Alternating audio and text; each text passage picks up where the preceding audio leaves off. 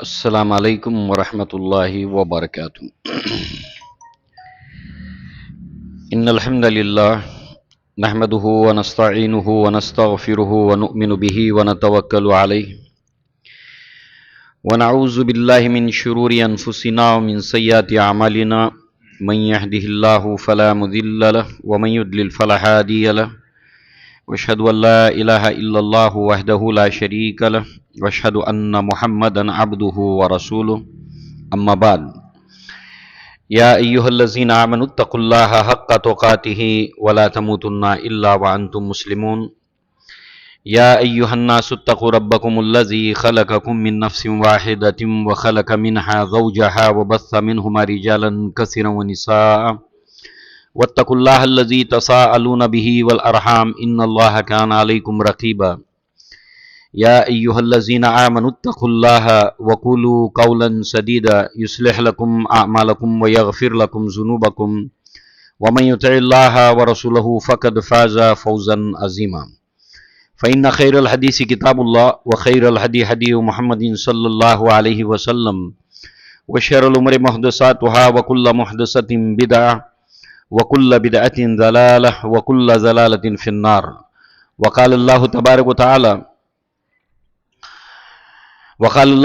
وتعالی وَإِذَا قِيلَ لَهُمْ أَنفِقُوا مِمَّا رَزَقَكُمُ اللَّهُ قَالَ الَّذِينَ كَفَرُوا لِلَّذِينَ آمَنُوا أَنُطْعِمُ مَن لَّوْ يَشَاءُ اللَّهُ أَطْعَمَهُ إِنْ أَنْتُمْ إِلَّا فِي ضَلَالٍ مُّبِينٍ رَبِّ اشْرَحْ لِي صَدْرِي وَيَسِّرْ لِي أَمْرِي وَاحْلُلْ عُقْدَةً مِّن لِّسَانِي يَفْقَهُوا قَوْلِي اللهم أرنا الحق حقا وارزقنا اتباعه وارنا الباطل باطلا وارزقنا اجتنابه آمین یا رب العالمین۔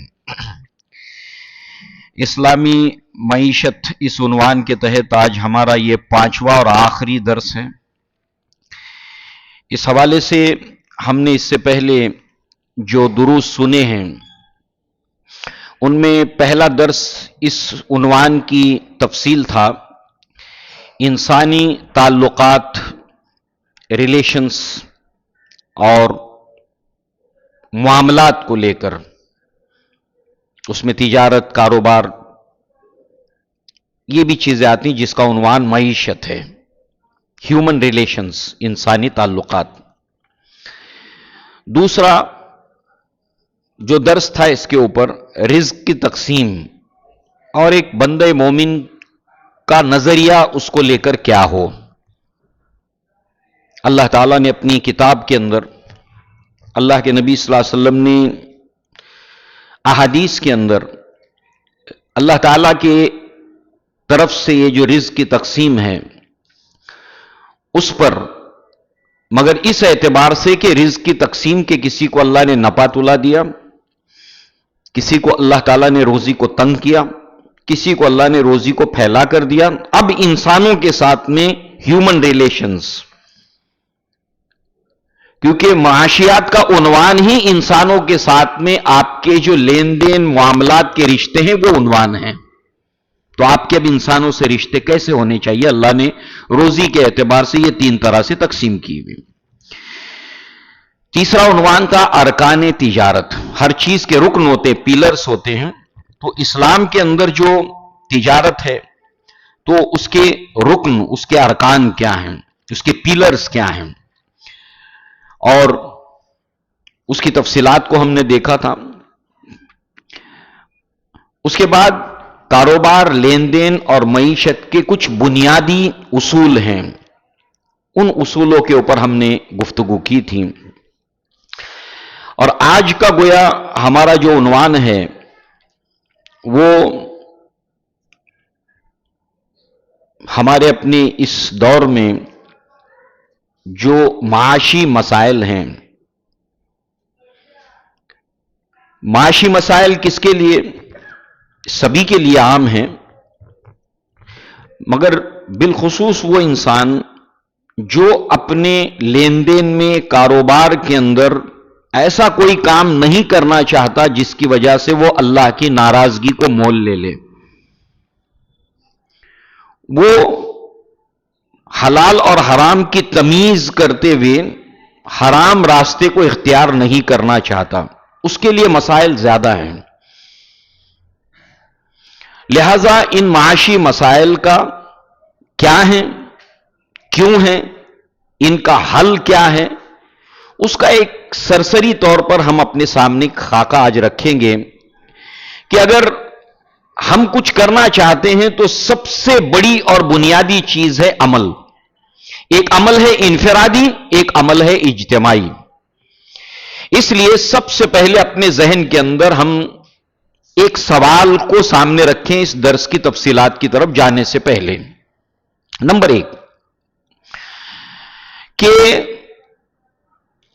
معاشی زندگی چاہے ہماری انفرادی ہو یا اجتماعی زندگی ہو، کیا ہم اپنی اس معاشی زندگی کو اللہ تعالی کی مرضیات کے مطابق ڈھالنا چاہتے ہیں؟ سوال. میں اپنی معاشی زندگی کو یا امت مسلمہ اپنی معاشی زندگی کو اللہ کی مرضیات کے مطابق ڈھالے، ویسا بنائے، ایسا ہونا چاہیے کیا؟ سوال. اگر آپ کا جواب ہے کہ ہاں، تو میرا کنٹریبیوشن کیا ہے، میں کیا کروں؟ اگر ہاں ہے تو، اور اگر نہ ہے تو بہت ہی سمپل ہے. اگر وہ حلال روزی اختیار کرنا چاہتا ہے تو اپنے ماحول کے اندر حلال کو تلاش کرے، جد و جہد کرے اور کرتا رہے. باقی دنیا سے مجھے کوئی سروکار نہیں ہے، میں بھلا، میری فیملی، دیٹس آل. میں حلال روزی کماؤں گا، اپنے حالات کے اندر اپنے لیے راستہ نکالنے کے لیے محنت کروں گا، جد و جہد کروں گا حلال روزی کے لیے. اور دوسرے وہ ہیں کہ بھائی جو بھی آج معاشی صورتحال ہے جس کا میں ایک حصہ ہوں اس ماحول کا، میں تھوڑا اس کو بدل سکتا ہوں، تو میں جو ہے وہ جو کچھ بھی میرے سامنے موجود ہے، حلال ہے، حرام ہے، بس مجھے پیسے کمانا ہے. یہ 2 راستے رہ جاتے ہیں اگر آپ کو کوئی سروکار نہیں ہے.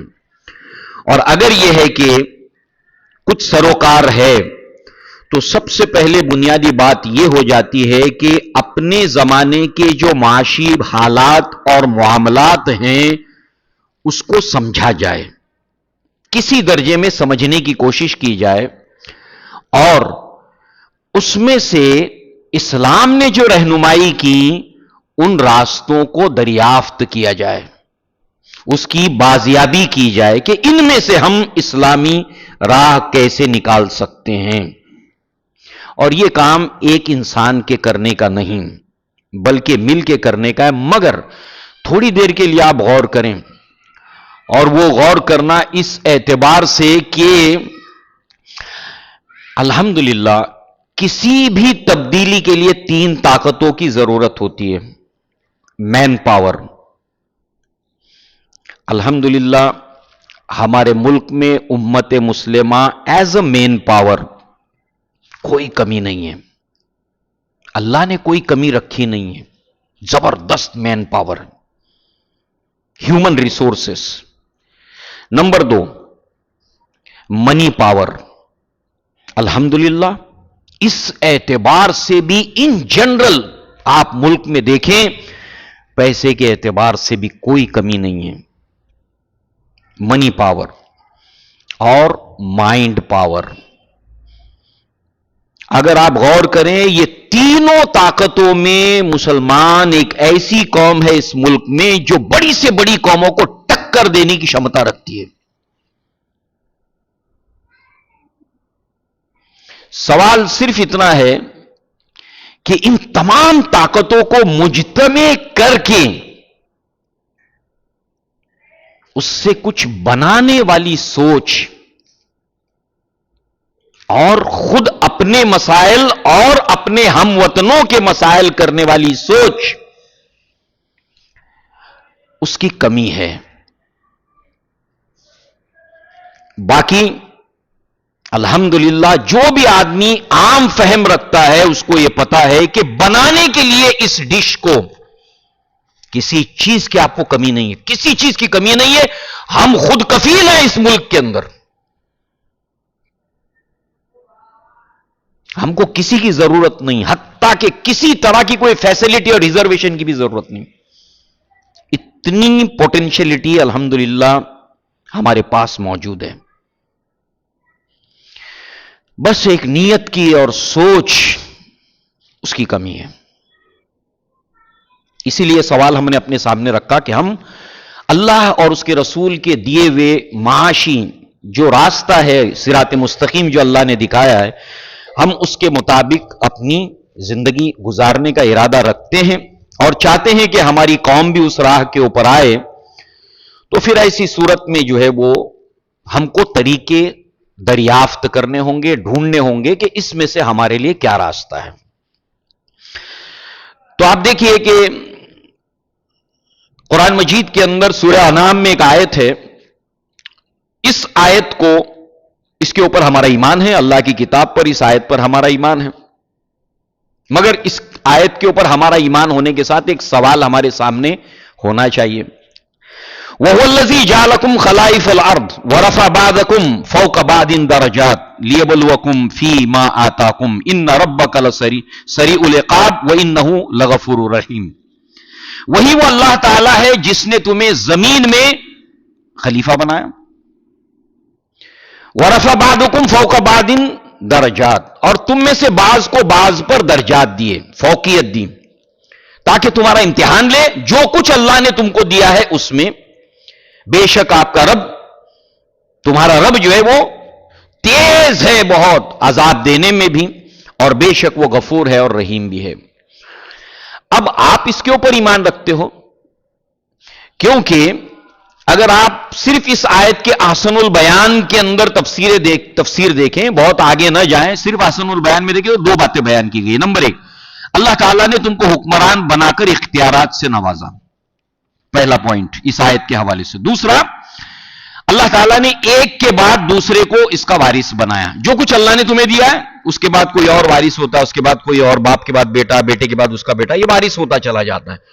یہ جو کچھ بھی اللہ تعالیٰ نے ہمیں دیا ہے، اللہ نے فرمایا کہ ہم نے تم کو خلیفہ بنایا، یعنی خلیفہ کے تصور کے اندر ہم مالک نہیں ہیں، ہم مالک نہیں ہیں. تو پھر یہ جو کچھ ہم کو ملا یہ کیا ہے؟ امانت ہے. باقی مالک ہر چیز کا اللہ ہے. مالک این امانت چند روز نزد ماست، مالک ہر شے خداست. میں مالک نہیں ہوں، میرے پاس یہ امانت ہے، اور امانت کے اندر مجھے تصرف کا جیسے چاہے اختیار نہیں ہوتا، میں جو چاہے کروں. یہ ہمارا ایمان ہے، ہمارا عقیدہ ہے. مگر سوال یہ پیدا ہوتا ہے کہ آج دنیا میں اور ہم جہاں رہتے ہیں یہاں پر تمام اللہ تعالیٰ کے وسائل کا حقیقی اعتبار سے کنٹرول اور مالک کون ہے، اور وہ اس کو نہیں مانتا ہے. وہ کہتا ہے میں منمانی کروں گا، میں نے محنت سے، ٹیلنٹ سے کمایا. اس فرق کو سمجھنا ضروری ہے. لہذا اب یہ کوئی سوچ، یہ کس نوعیت کی سوچ ہے؟ تو آپ سورہ قصص میں آپ دیکھیں وہ کیا ہے کہ ایک ذہن ہے سرمایہ دارانہ ذہن، اور وہ کیا ہے؟ یہ کوئی نئی چیز نہیں ہے، یہ گمراہی، یہ کوئی نئی گمراہی نہیں ہے. کوئی ایسی گمراہی نہیں ہے جس کی نشاندہی اسلام نے نہ کی ہو. قیامت پر کوئی ایسی گمراہی نہیں آئے گی جس کی نشاندہی اسلام نے نہ کی ہو. لہذا قرآن مجید کے اندر سورہ قصص میں آپ دیکھیں گے کہ ایک شخصیت ہے جس کا نام ہے قارون. لہذا یہ جو شخص تھا، دولت بہت تھی اس کے پاس، ہم سب جانتے، تفصیل میں جانے کی ضرورت نہیں ہے. مثالی دولت، ضرب المثل بن گئی اس کی دولت. یہ تھا موسیٰ علیہ السلام کی قوم سے، بنی اسرائیل سے تھا، مگر فرعون کا لیفٹ ہینڈ بن گیا تھا، رائٹ ہینڈ حامان تھا. حامان مائنڈ پاور تھا اور اس کا منی پاور تھا قارون. لہذا جو ہے وہ اس کی قوم نے اس سے کہا، قارون سے، اللہ تعالیٰ نے اس کا ذکر قرآن میں کیا، اِنَّا قَارُونَ كَانَ مِن قَوْمِ مُوسَىٰ فَبَغَىٰ عَلَيْهِمْ. بغاوت کر دی اس نے اپنے قوم سے، ذرا پیسہ دولت آ گئی تو اپنی قوم سے اس نے منہ پھیر لیا. وَآتَيْنَاهُ مِنَ الْكُنُوزِ. اس کو اللہ تبارک و تعالیٰ نے جو ہے وہ خزانے عطا کیے تھے کہ پورا ایک جتھا، اسبا، ہمارے یہاں مشہور ہے کہ اونٹ لے کر چلتے تھے، نہیں، قرآن مجید میں آیا ہے کہ اسبا، یعنی اسبا کی شرح علماء مفسرین نے بتایا کہ ایسے ہٹے کٹے نوجوان جن کی تعداد 10 تک ہو میکزیمم. جیسے سورہ یوسف کے اندر ہے، انہوں نے کہا کہ نحن عصبۃ، ہم ایک عصبہ ہیں، اور وہ کتنے تھے؟ 10 لوگ تھے. باقی بنیامین اور یوسف یہ 2 الگ، چھوٹے بچے تھے، ابھی کم عمر تھی. نحن عصبۃ. تو بہرحال پورا ایک عصبہ طاقتور اس کی چابی کو خزانے کی اٹھاتا تھا. اذ قال له قومه لا تفرح ان اللہ لا يحب الفرحین. اترا مت، قوم نے کہا، اس کی قوم کے لوگوں نے کہا کہ تو جو ہے وہ اترا مت، اللہ تعالیٰ اترانے والے کو پسند نہیں کرتا ہے. وابتغی فیما آتاک اللہ دار الآخرہ ولا تنس نصیبک من الدنیا واحسن کما احسن اللہ الیک ولا تبغی الفساد فی الارض ان اللہ لا يحب المفسدین. آخرت میں اپنے حصے کو مت بھول. اللہ نے جو تجھے دیا ہے تو جیسے اللہ نے تجھ پر احسان کیا، اللہ کی مخلوق کے اوپر تو بھی احسان کر. تیری قوم دیکھ کس حال کے اندر ہے. تو اب جو ہے وہ جواب کیا دیتا ہے؟ قال انما اوتیتہ علی علم عندی. یہ مجھے ملا ہے میرے نالج، میری سکلز، میرے ٹیلنٹ کی وجہ سے. ہم نے کیا ٹھیکہ لے رکھا ہے سب کا؟ یہ سوچ ہے کیپٹلزم کی، یہ قارونی سوچ ہے. اس کا مقصد کیا ہے؟ اس کا مقصد جو ہے وہ زیادہ سے زیادہ منافع، دیٹس آل، جتنا ہو سکتا ہے. باقی دنیا کا ٹھیکہ ہم نے نہیں لیا ہے. لہذا جو ہے وہ تمام اشیاء، اس کے وسائل، پیداوار، یہ سب کے سب جو ہے وہ اس کا مقصد صرف اور صرف ذاتی منافع ہے، پرسنل. پھر یہ جب طاقت پاتے ہیں تو ایسے لوگوں کی کوشش ہوتی ہے کہ حکومت ہمارے اس منافع خوری کی سوچ کے اندر راستے میں رکاوٹ نہ بنے، بلکہ ہماری مدد کرے، ہماری معاونت کرے، ایسے قانون بنائے، ایسے بل لائے جس کی وجہ سے ہمیں ہیلپ ملے. لہذا اس طریقے سے حکمرانوں کا اور ان سرمایہ داروں کا جب گٹھ جوڑ ہوتا ہے تو یہ دونوں مل جاتے ہیں، اور پھر اس کے بعد اللہ تعالیٰ کے قدرتی وسائل کو جم کر اپنے اختیار اور قدرت میں، کنٹرول میں لینے کی بھرپور کوشش کرتے ہیں. اکثریت سے انہیں کوئی سروکار نہیں ہوتا. بلو پاورٹی لائن کی کو ڈیفائن ہم کیسے کریں گے؟ جو پاورٹی لائن سے ایک تو نیچے زندگی گزار رہے ہیں ان کو ہم کیسے ڈیفائن کریں گے جو اس کے اوپر ہیں؟ تو سمپل ہے کہ جس کی کل آمدنی کا 70% آمدنی روٹی کپڑا مکان میں خرچ ہو جاتی ہے، اپنے اپنے بال بچوں کے 70% اس کی آمدنی انکم ختم ہو جاتی ہے. روٹی کپڑا راشن پانی بھر دیا، کرایہ دے دیا، ڈپازٹ دے دیا، اب اس کی کل آمدنی میں سے 70-80% ختم ہو گیا. وہ پاورٹی لائن کے نیچے زندگی گزار رہا ہے.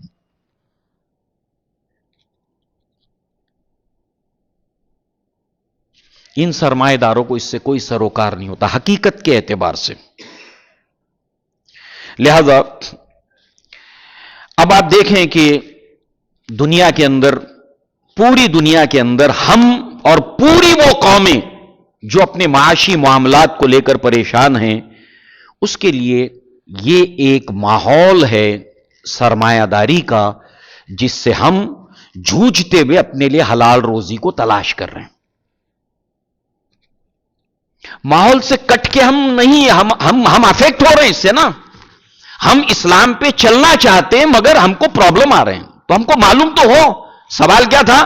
کیا ہم اپنے لیے اس میں سے کوئی راستہ نکالنا چاہتے ہیں؟ تو ہمیں ماحول کو سمجھنا پڑے گا، نمبر 1. اب اس کے رد عمل میں ایک دوسری فکر ہے، اس کو کیپٹلزم کہتے ہیں.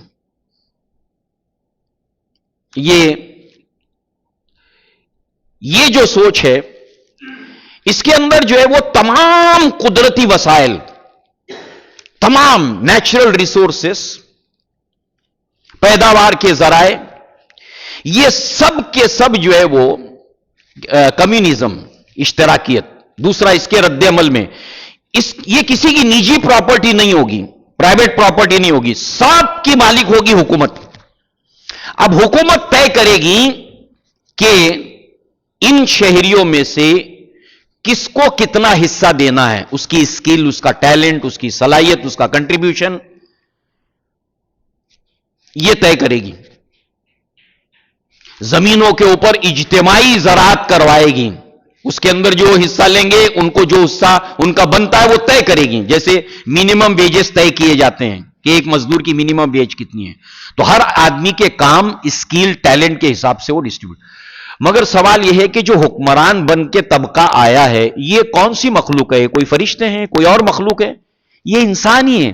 تو ہوتا کیا ہے، یہ چند انسان لوگ مل کے پھر دوبارہ وہی وسائل کے مالک بن جاتے، پھر وہی کھیل، پھر وہی کہانی۔ ہمارا ملک 1947 میں آزاد ہوا، یہ دونوں کے دونوں معاشی نظریات ہمارے سامنے تھے، کیا لیں؟ تو پھر یہ ہوا کہ اس وقت کے ماہرین معاشیات نے یہ طے کیا کہ اس کی اچھائیاں اور اس کی اچھائیاں دونوں کو جمع کر کے ہم ایک مشترکہ معاشی جو آئیڈیالوجی ہے، جو طریقہ ہے، اس کو اختیار کریں گے۔ اس کو اختیار کیا گیا۔ اب کیا ہے، یہاں سے اور یہاں سے دونوں نظریات ہیں، تو اب یہ وقت کے اوپر بیلنس ان بیلنس ہوتا رہے گا، کبھی جو ہے وہ سرمایہ داری کی طرف جھکے گا پلڑا، کبھی جو ہے وہ اشتراکیت کی طرف، اور پھر جو ہے وہ ہم سب جو ہے وہ اور ہمارے ملک کا ہر باشندہ اس سے متاثر ہوگا، اس کا فائدہ، اس کا نقصان، ان ساری چیزوں سے۔ تو یہ ہے ماحول۔ آج سے 50 سال پہلے جتنی آسانیاں تھی ہمارے لیے راستہ نکالنے کے لیے، اب وہ تھوڑی سی کم ہو گئی، پھر ٹھیک آج سے 50 سال کے بعد اور مشکل ہو جائے گی، پھر اور 50 سال کے بعد اتنا مشکل ہو جائے گی کہ ایک وقت تو وہ آئے گا کہ پھر ایسا وقت آئے گا کہ ایک انسان کو اپنا ایمان بچانے کے لیے، حلال روزی کے لیے جنگل میں بسیرا کر کے، بھیڑ بکریاں لے جا کر کے وہ درخت کی جڑیں کھا کر زندگی گزارے، دائرہ تنگ ہوتا جائے گا۔ تو ظاہر سی بات ہے کہ پھر اگر اس کے اوپر سوچنا ہے تو پھر ہمیں جو کیا حل ہے، اس کی پاسبلٹیز کیا ہیں، امکانات کیا ہیں۔ اب ظاہر سی بات ہے یہ باتیں اللہ تعالیٰ نے اگر دنیا کے اندر ہمارے حکمران طبقہ ہے ان کے سامنے بھی ہوں، اور ہمارے پورے دنیا کے اندر امت مسلمہ میں ایک عامی انسان ہے اس کے سامنے بھی یہ بات ہو، کیونکہ ان کی ایک کیپیسٹی ہے، ان کی ایک طاقت ہے، اس کی ایک طاقت ہے۔ اس اعتبار سے اس کا سولوشن پھر یہاں سے لے کر وہاں تک کیا راستہ ہے اس کا، کہ ہم اس میں سے راستہ نکالیں۔ تو لہذا آپ دیکھیں کہ جہاں تک امت مسلمہ کے قائدین کا تعلق ہے، تو قائد جو ہوتا ہے وہ صرف رہنمائی کرنے والا نہیں ہوتا اسلامی نقطہ نگاہ سے۔ جیسے اللہ کے نبی صلی اللہ علیہ وسلم کی خدمت میں مدینہ میں ایک شخص آتا ہے اور سوال کرتا ہے، سوال کرنا ہے نہیں، میری ضرورت ہے، تھوڑا میری مدد کر دو، میری ضرورت ہے، تھوڑی میرے مدد کر دو۔ آج امت مسلمہ میں بہت لوگ ہر روز مدد مانگتے ہیں، میرا تھوڑا یہ پرابلم ہے دے دو، میرا تھوڑا وہ پرابلم ہے دے دو، میرا تھوڑا یہ مسئلہ ہے دے دو۔ روزانہ ہندوستان میں ایک دن بھی ایسا نہیں جاتا ہوگا، آپ کے شہر میں نہیں جاتا ہوگا، آپ کی وکرولی میں نہیں جاتا ہوگا جب کوئی انسان کسی کے سامنے ہاتھ نہیں پھیلاتا ہوں۔ تو اللہ کے نبی کے پاس آیا وہ شخص، اللہ کے نبی نے اس کو ناپسند کیا، اللہ کے نبی نے اس کو ناپسند کیا، گرچہ کہ دینے کے لیے پروتساہن دیا ہے کہ دو، مدد کرو، مگر اللہ کے نبی نے فرمایا اوپر والا ہاتھ نیچے والے ہاتھ سے بہتر ہے۔ ہر آدمی یہ سوچے اللہ تو مجھے دینے والا بنا۔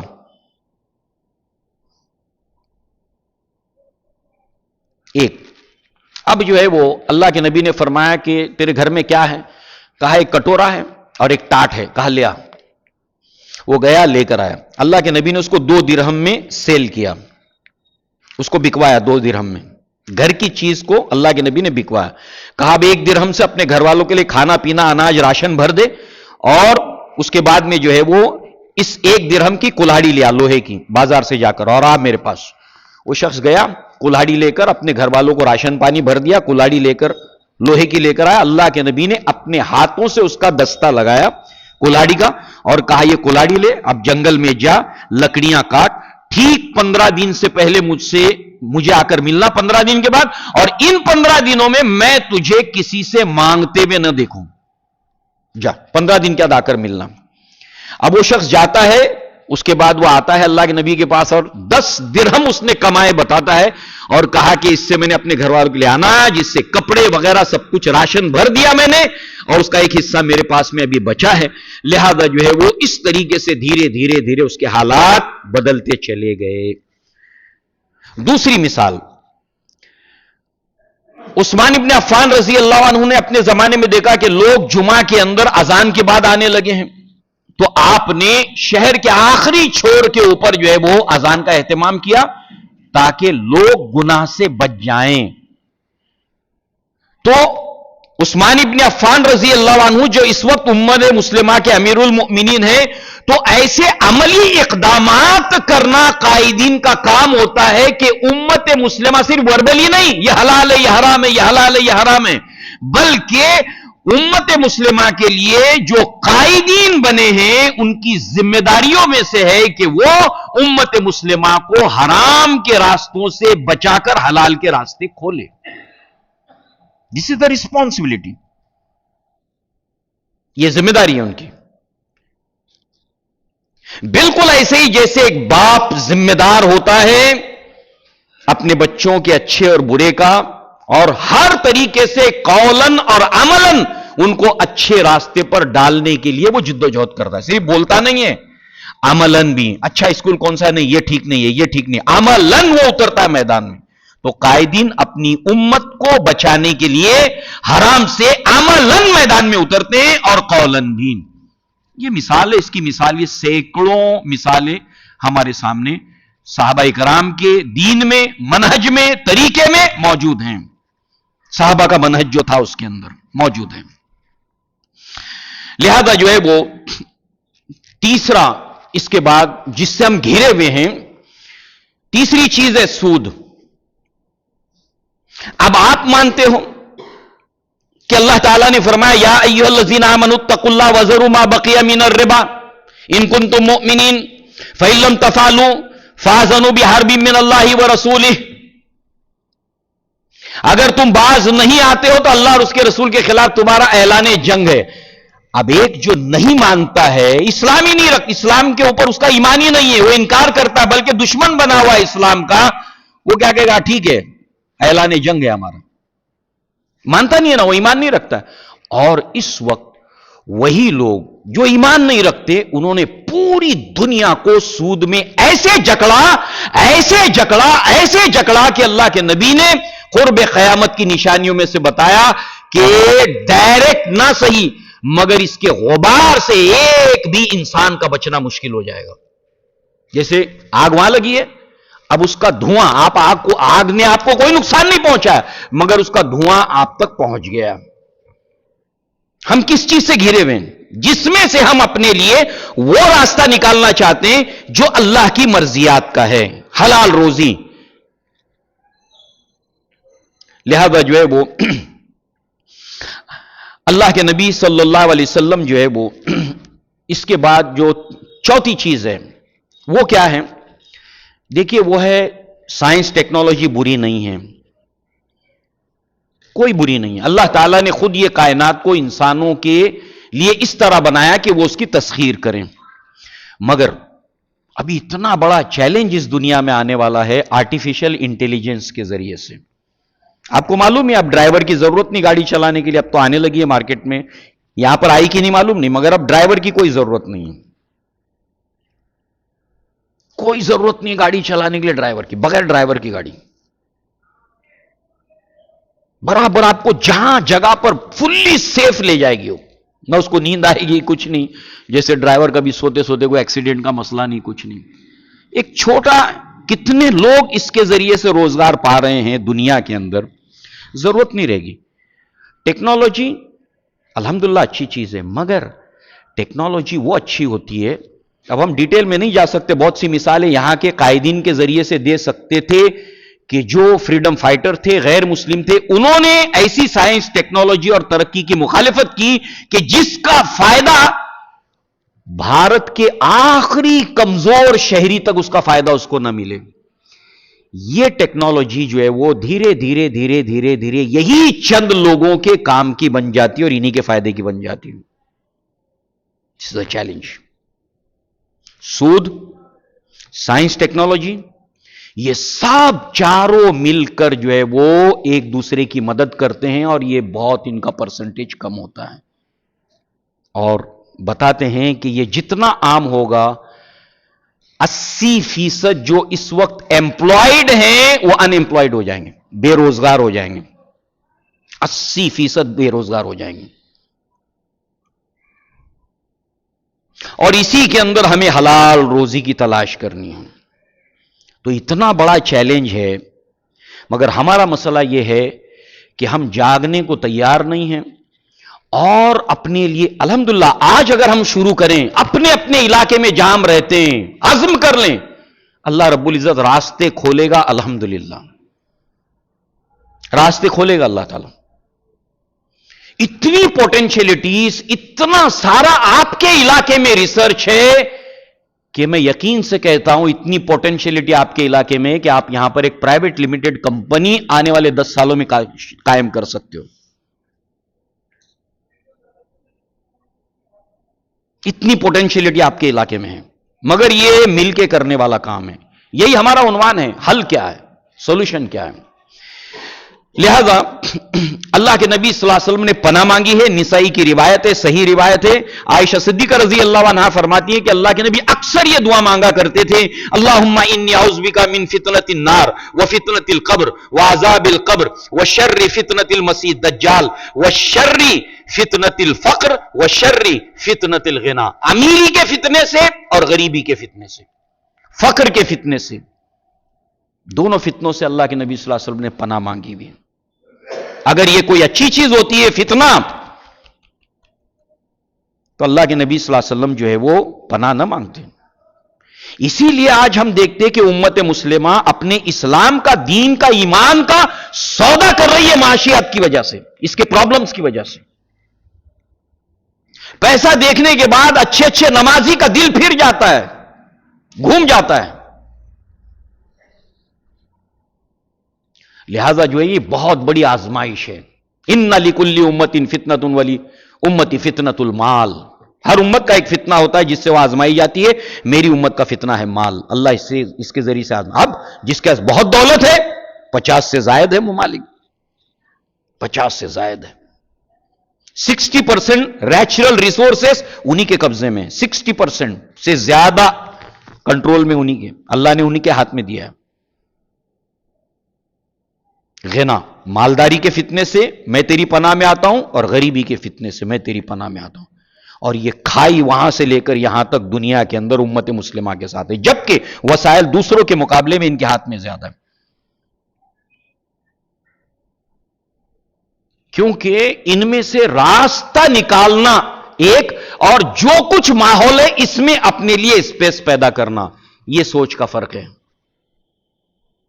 इनमें से अपने लिए रास्ता निकालना, यह सोच, अल्लाह और उसके रसूल के अहकामात के मुताबिक आज 10 पर हम अमल करने के काबिल हैं, आने वाले 2 साल में 20 पर अमल कर पाएंगे और आने वाले 2 साल में 50 पर अमल कर पाएंगे। इस तरह हम धीरे धीरे अल्लाह के नबी सल्लल्लाहु अलैहि वसल्लम और अल्लाह की बातों के ऊपर अमल करने के लायक अपने मुआशरे को बना सकेंगे, अमलन अमलन। वरना एक है कि हमने हराम बता दिया, हलाल बता दिया, जहन्नम में जाओगे, जाओ, जो करना है करो। ये बेनियाजी नहीं, इस बात की फिक्र करना कि उम्मत को किस तरीके से इससे बचाया जा सके। तो लिहाजा आप देखें कि एक तो यह है कि अल्लाह ताला ने जिनको हुकूमत दी है, इख्तिदार दिया है, पावर दिया है, उसके लिए भी आसान नहीं है, उसके लिए भी आसान नहीं है। क्यों? ये चैलेंजेस हैं, ये चैलेंजेस है उसके लिए, मद्दे मुकाबिल है उसके लिए। लिहाजा एक रिफॉर्म की सूरत ही में किसी को अगर आना पड़ेगा तो रिफॉर्म की सूरत में आना पड़ेगा, मगर उनके पास पावर है कि धीरे धीरे 10 पर अमल करने के लायक हुए, 20 पर, फिर 30 पर, फिर 40 पर। इसका एक मेजरिंग होना चाहिए। آج الحمدللہ ہم اسلام کے اوپر 20 چیزوں پر عمل نہیں کر پاتے تھے، کرنے کے قابل بن گئے. آج ہم 30 کے اوپر عمل کرنے کے قابل ہو گئے، آج 40 کے اوپر عمل کرنے کے قابل ہو گئے. آسانیاں پیدا کرنا عوام کے لیے، اپنے لیے.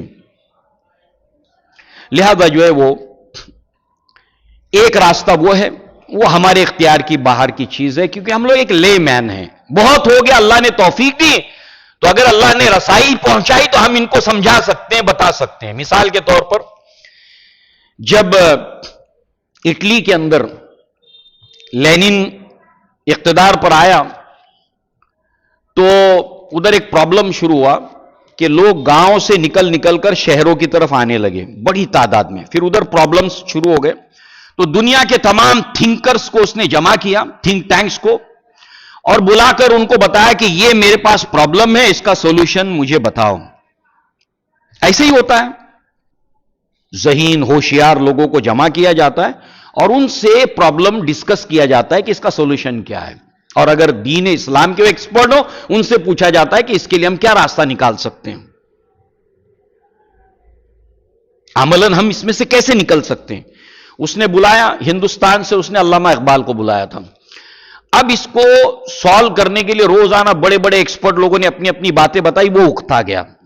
اقبال کا جس دن نمبر تھا انہوں نے کہا دیکھو میں نے بہت سنا، مجھے کوئی بھی چیز پریکٹیکل نہیں لگ رہی ہے، آپ کچھ اسلام کے اندر کوئی ایسی بات ہے تو مجھے بتاؤ جو اس سولوشن کے اوپر جس کا حل ہو. تو علامہ اقبال نے بتایا کہ اسلام میں اس کا حل یہ ہے، وہ یہ ہے شہریانہ اس کو کہتے ہیں، کہ جب کسی شہر کی آبادی ضرورت سے زیادہ بڑھ جائے تو ایسی صورت میں اس سے قریب میں ایک نیا شہر بساؤ، آباد کرو. وہ اپنی کرسی سے اس کو سننے کے بعد اچھل پڑا، کہا مجھے سولوشن مل گیا، مجھے حل مل گیا اس کا. تو کل ملا کر یہ ہے کہ بہت سے بہت اگر اللہ نے رسائی دی، آپ میں سے کسی کو اللہ نے معلوم نہیں، کسی کو رسائی دی کسی بڑے حاکم تک، اس کو بتائیں کہ اللہ کے واسطے آپ تھوڑا یہ کیجئے. یہ ہمارے اسلاف کا طریقہ ہے، یہ اسلاف کا منہج ہے. جس کے پاس پاور ہوتا تھا اس کو بتاتے تھے کہ یہ آپ کرو، یہ کرو، اللہ نے آپ کو طاقت دی، اللہ پوچھے گا آپ کو اس کے بارے میں. یہ ایک راستہ ہے. دوسرا راستہ یہ ہے کہ امت مسلمہ کو فردن فردن اللہ سے جوڑا جائے روزی کو لے کر. وہ کیسے؟ پہلی بات تو یہ ہے کہ مال کمانا بری بات نہیں ہے. مال اگر اللہ تعالی رحمت عافیت کے ساتھ دے، یہ اللہ کی رحمت ہے، اللہ کی نعمت ہے.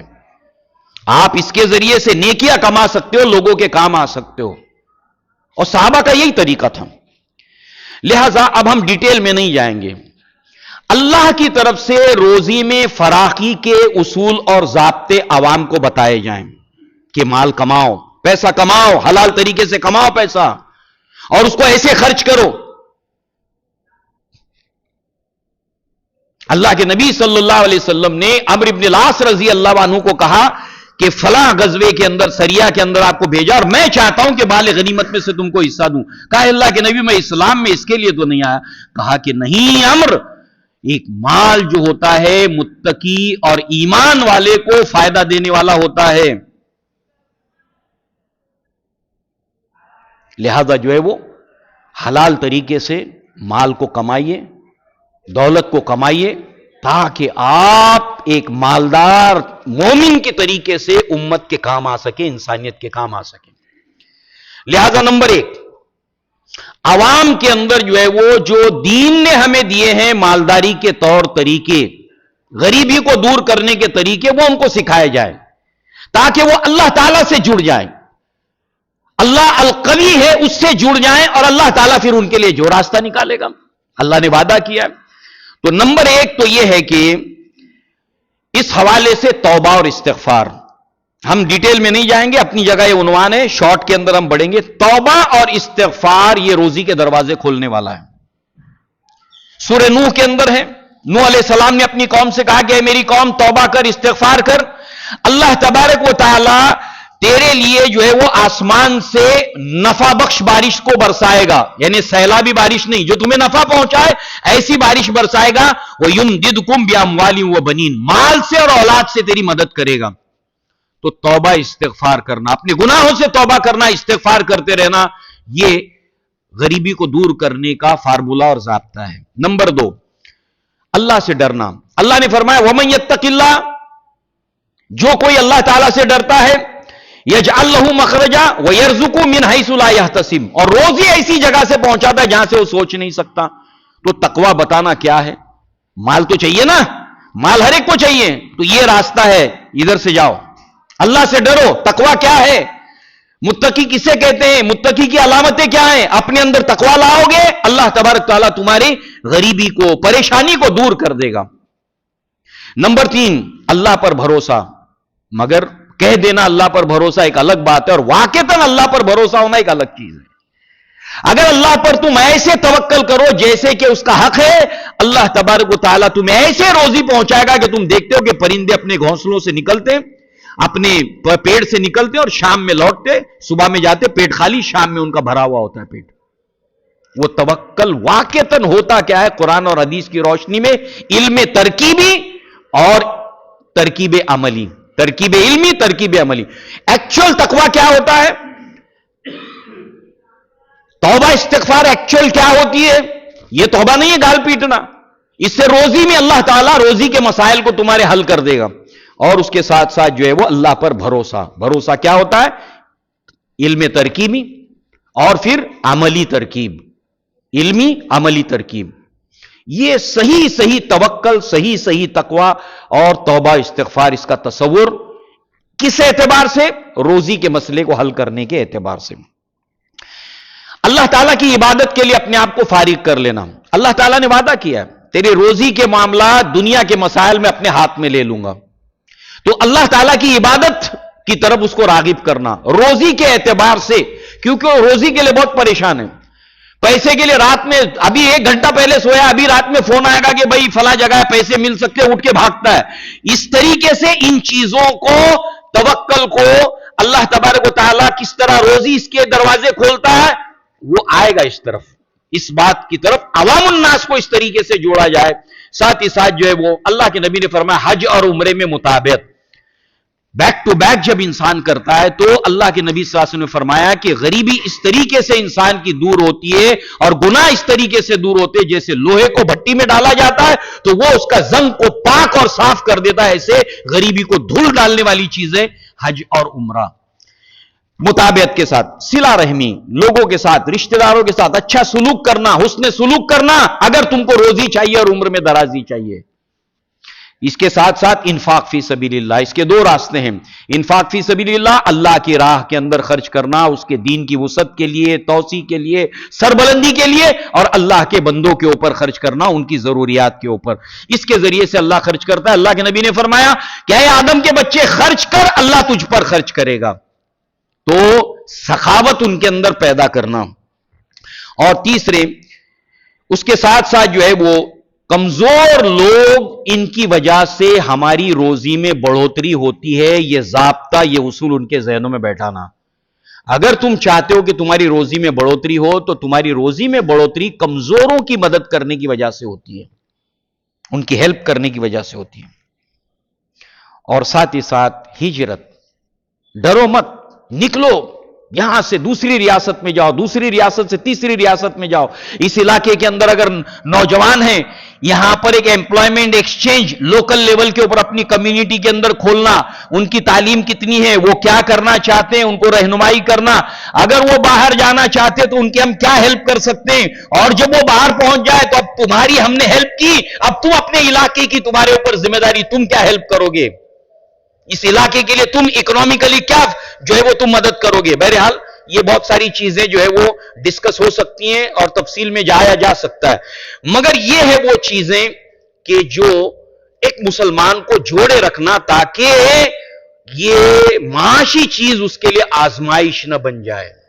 عصر حاضر ملک الموت ہے تیری، جس نے چھین لی روح تیری، دے کے تجھے فکر معاش۔ انسان کی روحانی زندگی ختم ہو گئی ہے، دینی زندگی ختم ہو گئی ہے معاش کی فکر کے اندر۔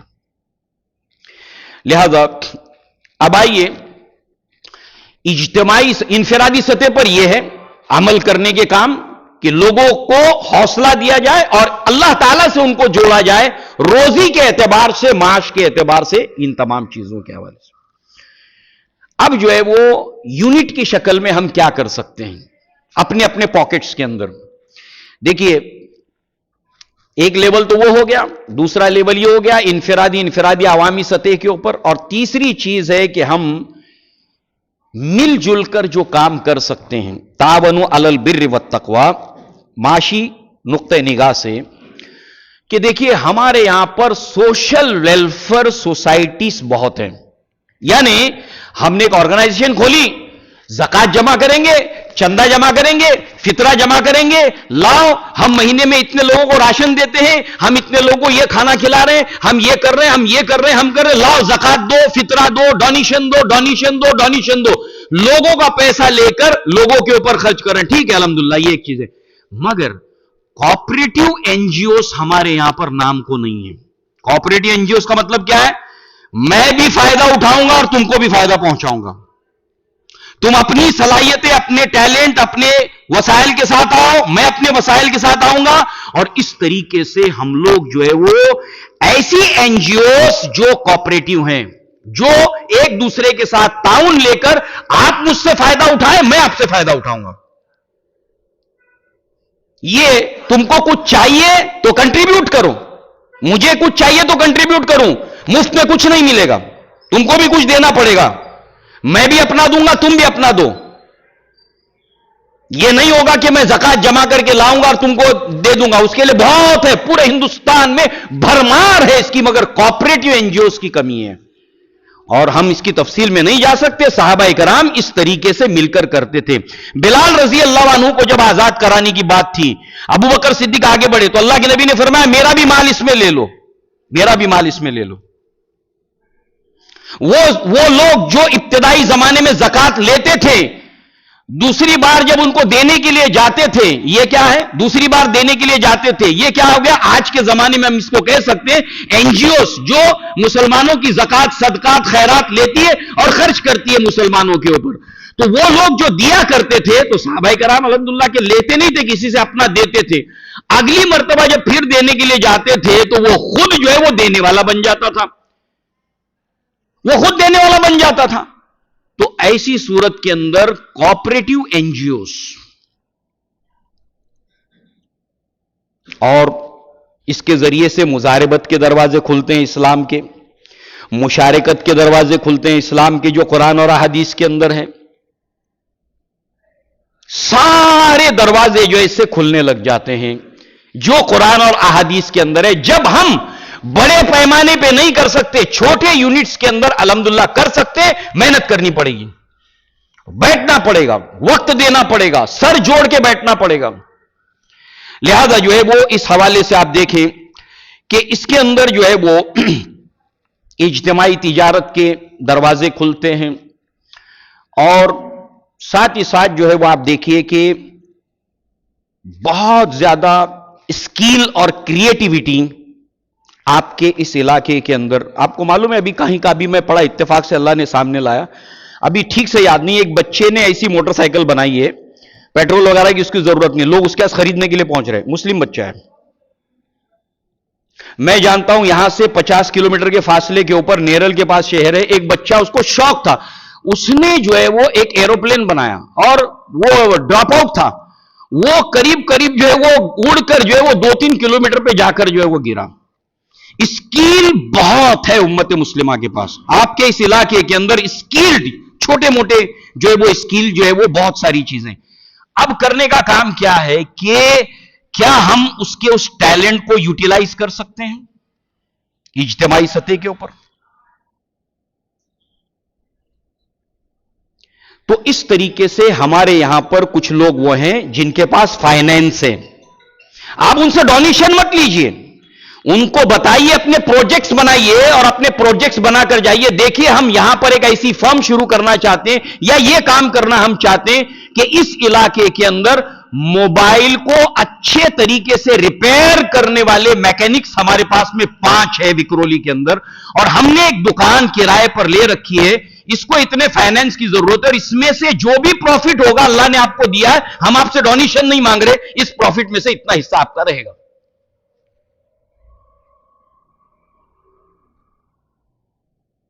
इंशाअल्लाह इस उम्मत का दिल ऐसा खुलेगा इसके जरिए से कि एक नई चीज हमारे सामने आ रही है कि हमसे सिर्फ पैसा डोनेशन नहीं मांग रहे, बल्कि ये जो कह रहे हैं कि आप इसके अंदर, इस प्रोजेक्ट के अंदर पैसा लगाओ।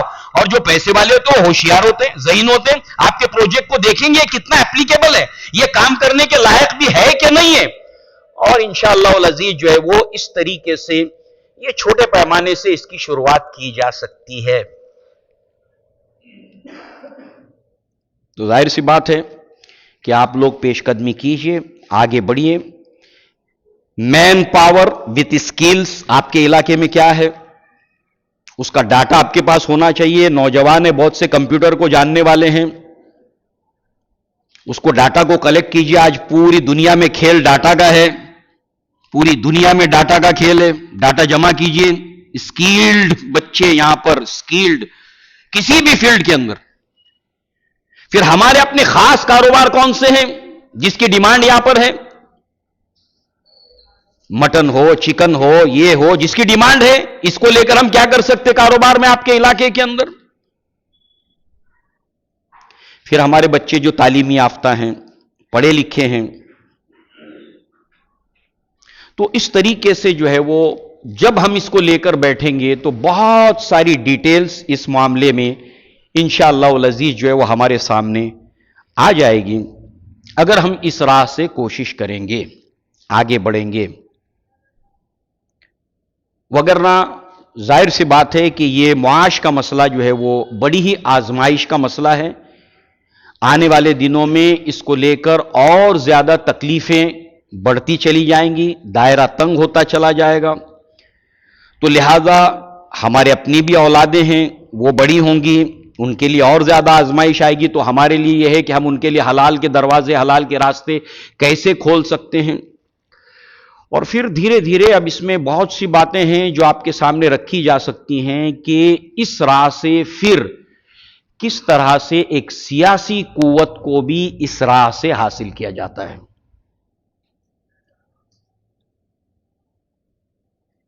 सियासी कुव्वत को भी हासिल किया जाता है इस राह से, क्योंकि मसाइल आप सिर्फ मुसलमानों के हल नहीं करेंगे इलाकाई हद तक, बल्कि गैर मुस्लिमों के भी मसाइल आप इसके जरिए से हल करेंगे। बैठना होगा, सोचना होगा अपने इलाके की हद तक हम क्या कंट्रीब्यूशन कर सकते हैं कोऑपरेटिव सोसाइटीज के जरिए से, ना कि सोशल वेलफेयर सोसाइटी के जरिए से।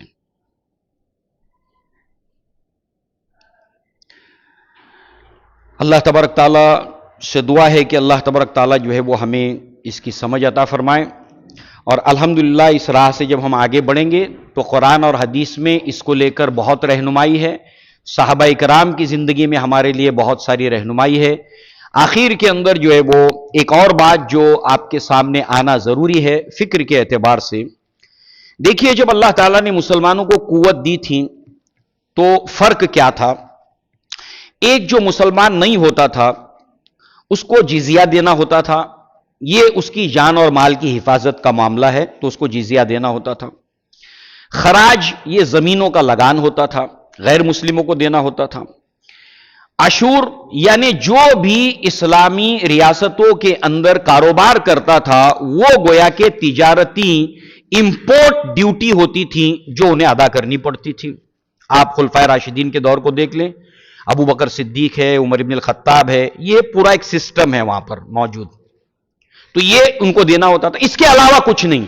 और जो मुसलमान है उसको ज़कात और आशूर, अश्र, ज़कात क्या है वो आपको मालूम है 2.5, और उसके अलावा जो भी पैदावार है उसका 10%, और जो भी चौपायों के ऊपर होता था वो बस इतना ही। मगर आप देखिए आज अगर हम देखें तो मुसलमान की हैसियत से अल्लाह से डरते हुए हम ज़कात निकालते हैं, पैदावार के ऊपर भी ज़कात निकालते हैं, मवेशी तो उसके ऊपर भी निकालते हैं। हम ये समझ कर चलिए जो नहीं देते उनको छोड़िए, निकालते हैं। مگر جو مالدار ہے اس کو نکالنے کے ساتھ، اچھا مسلمان کو اس کے بعد کچھ نہیں دینا ہے اور کافروں کو اس کے بعد کچھ نہیں دینا ہے، مگر ایک مسلمان یہ بھی دیتا ہے جو اس کو دینا ہے، اور اگر مال ہے تو جی ایس ٹی بھی دے رہا ہے، ٹیکس بھی دے رہا ہے اور یہ بھی دے رہا ہے، جبکہ وہاں پر صرف اس کو زکوٰۃ اور جو اس کی پیداوار ہے اس کے اوپر دینا ہے۔ ہم کو اس کے اوپر سوچنا چاہیے۔ اللہ تعالیٰ دیکھیے، قوت فکر و عمل پہلے فنا ہوتی ہے تب کسی قوم کے زوال آتا ہے، سوچ مر جاتی ہے، ختم، سوچتا ہی نہیں آدمی، فکر مر جاتی ہے، ڈیڈ ہو جاتی ہے، نتیجہ کیا ہے؟ زوال۔ اور قوم کا عروج بھی جو شروع ہوتا ہے وہ تھنکنگ سے شروع ہوتا ہے۔ لہٰذا الحمدللہ آپ کے یہاں پر بہت ٹیلنٹ ہے، میں نے دیکھا ہے، اسکیلڈ بچے آپ کے پاس ہیں، میں جانتا ہوں۔